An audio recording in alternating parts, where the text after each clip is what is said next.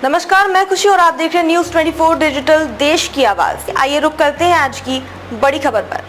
राजमजाल लोकसभा संसदीय सीट जीतने के लिए इंडिया गठबंधन के प्रत्याशी और नेताओं ने देर शाम तक मंथन किया और रणनीति बनाई। राजमहल लोकसभा से जेएमएम प्रत्याशी विजय कुमार हासंदा के बरहरवा स्थित आवासीय कार्यालय में आयोजित इंडिया गठबंधन की बैठक में झारखंड के ग्रामीण विकास मंत्री आलमगीर आलम भी शामिल हुए। इस दौरान गठबंधन के सभी दलों के नेता मौजूद रहे। बैठक में लोकसभा आम चुनाव जीतने के दावे किए गए।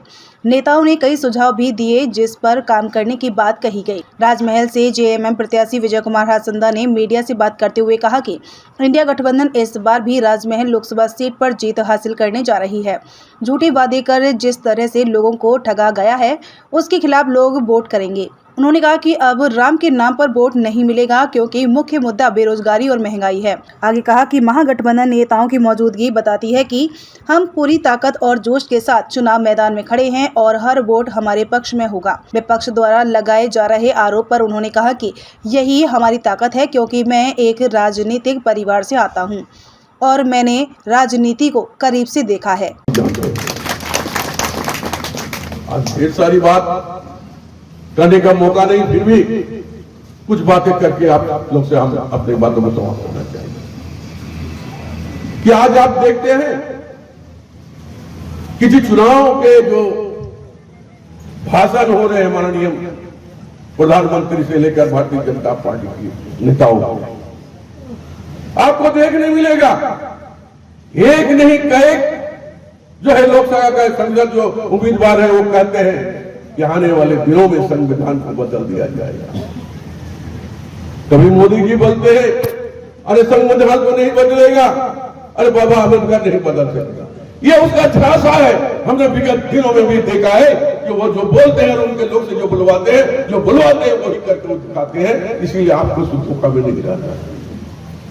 और जब भी अपना भाषण में खड़े होते हैं, पहले तो राष्ट्रवाद की बात करते थे, हम भी राष्ट्रवाद मानते हैं और हम इस देश में बनाने के लिए हमारे खून पसीना बहाया और शहादत भी दिया है, तब देश बनी है। और उसका उदाहरण अगर देखना होगा तो दिल्ली का में जाकर आपको देखना होगा जो कितने लोगों का शहादत जो किया है उसमें आपको देखने मिलेगा, गिन नहीं पाइएगा आप इंडिया गेट में। तो ये बात कहां से आती है, इस बात को हमें सोचना होगा, समझना होगा।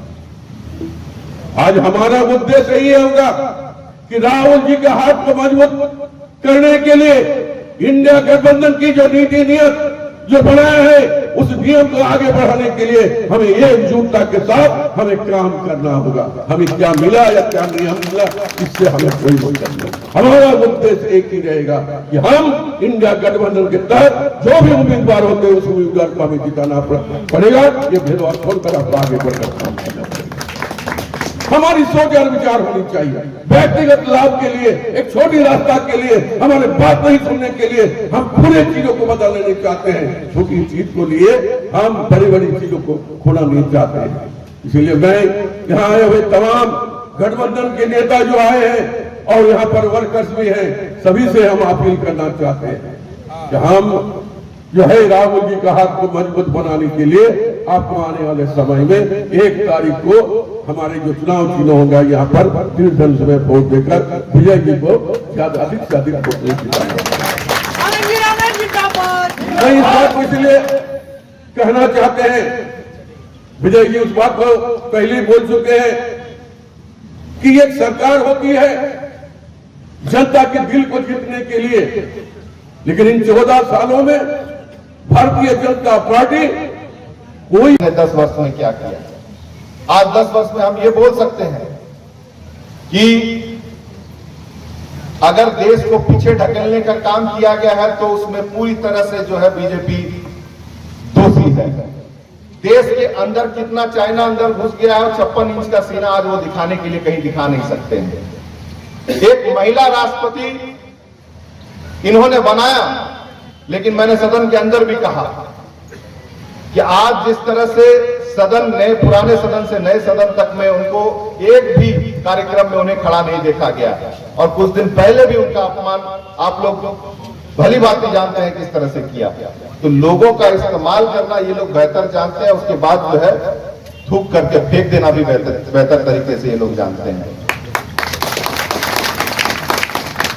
आज जिस तरह का कार्य हेमंत जी कर रहे थे, उसके वजह से उन्हें जेल जाना पड़ा। उन्हें पता था कि आने वाले समय में ये और नुकसान करेंगे, हमें लोकसभा में भी करेंगे, विधानसभा में करेंगे, तो इन्हें अंदर भेजा जाएगा। और मैं ये गारंटी के साथ कह सकता हूं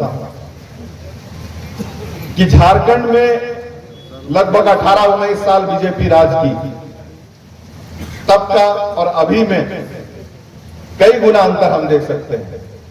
हमको लगता है कि जितना रोड का जाल बिछा है, जो बिजली की स्थिति सुधरी है, शिक्षा में जो बदलाव लाने का प्रयास किया गया है, आज हम बंगाल और बिहार से हमको कह सकते हैं कि हमारा जो रोड का स्थिति है हमारा उनसे बेहतर है।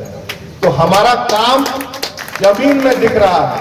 आज गांव में जाने से पहले, किसी भी गांव में जाने से सबसे पहला समस्या ये उतर के आता था कि हमें पेंशन नहीं मिला है, या हमें राशन नहीं मिला, या हमें आवास नहीं मिला है।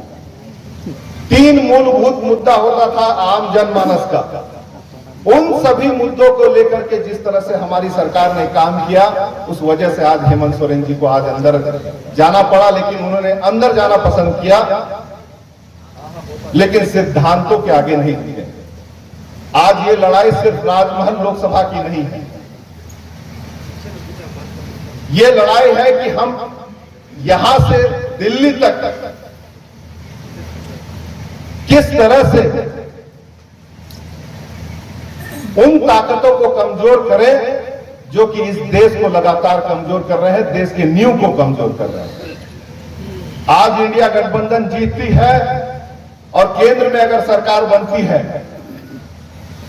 तो जो वायदे, मैं बिल्कुल आश्वस्त, क्योंकि मैं ये कहूंगा कि मैं सोच रहा हूं, ये नहीं, मैं ये आश्वस्त होकर कह सकता हूं कि अगर इंडिया गठबंधन की सरकार बनती है तो महंगाई घटेगी। अगर महागठबंधन की सरकार बनती है तो रोजगार के रास्ते खुलेंगे। आज जिस तरह से जेपीएससी, जेएसएससी झारखंड में इतने सालों के बाद लगातार किए जाने का प्रयास किया, मुझे लगता है कि पहले किसी भी बीजेपी सरकार में नहीं हुआ।